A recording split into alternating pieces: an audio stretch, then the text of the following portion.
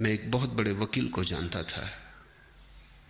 उनकी आदत थी कि जब भी वो अदालत में खड़े होते, पैरवी करते, बड़े वकील थे, अंतर्राष्ट्रीय ख्याति के थे, और लंदन और पेकिंग और दिल्ली 3 जगह उनके दफ्तर थे।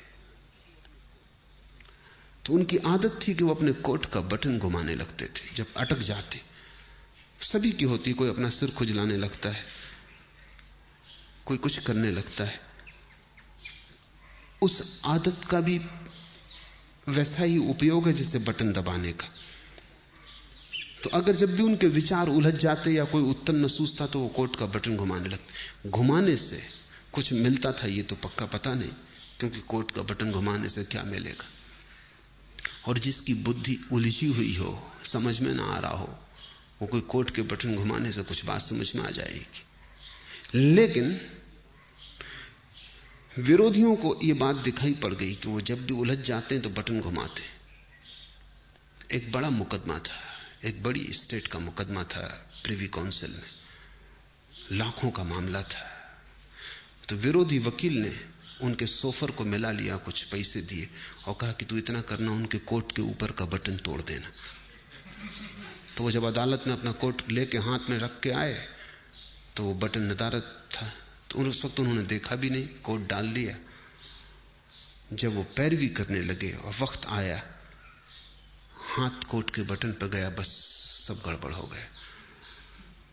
जैसे मस्तिष्क ने सांस छोड़ दिया, कुछ सूझबूझ ही ना रही, चक्कर सा मालूम हुआ, बैठ गए। पहला मुकदमा हारे वो मुझसे कहते थे कि उस बटन से मुझे मिला तो कभी कुछ नहीं, लेकिन गंवाया मैंने बहुत। उस बटन के घुमाने से कुछ मुझे सूझबूझ आती थी ऐसा भी नहीं था, लेकिन बटन न पाके बस मैं समझ ही ना पाया कि अब क्या करूं। हाथ से जैसे कोई हथियार छूट गया। भरोसा किए बैठे थे और वक्त पर जिस पे भरोसा था वो दगा दे गया।